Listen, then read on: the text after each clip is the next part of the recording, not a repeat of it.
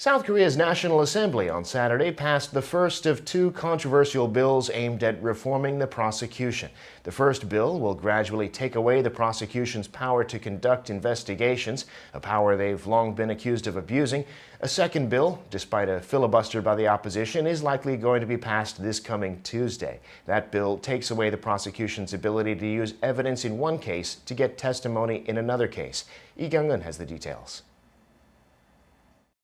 Despite strong opposition from the People Power Party, the ruling Democratic Party, which holds a majority in parliament, managed to pass the first of two controversial bills on Saturday aimed at reforming the prosecution.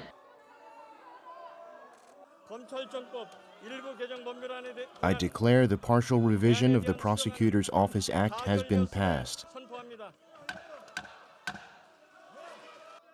The bill seeks to separate the prosecution's power to investigate from the power to indict by gradually eliminating the investigative powers of the prosecution, who have long been accused of abusing them for political purposes.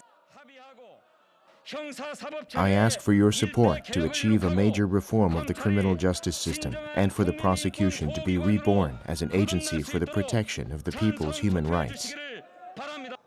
The PPP tried to block the bill with a filibuster when it was originally submitted on Wednesday. In theory, that debate could go on indefinitely, but the DP passed a motion ending the April session the same day, effectively forcing the filibuster to stop at midnight. The DP was then able to open another provisional session on Saturday and pass the bill immediately, since the same bill cannot be filibustered more than once.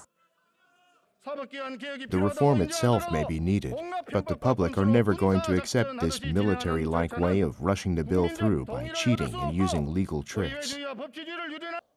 With the first bill passed, the second one was immediately submitted to the plenary session. This one mainly prohibits prosecutors from using evidence from one case to acquire testimony from witnesses in other cases. Together with the first bill, it will ultimately lessen the prosecution's investigative power. The PPP launched a new filibuster, but that one also ended at midnight, with the DP having already passed a motion to ensure the session ended on Saturday. The DP's plan is to put the bill to a final vote on May 3rd and pass it. Under that scenario, both bills could be signed by President Moon Jae-in the same day in a cabinet meeting and take effect after 4 months grace period.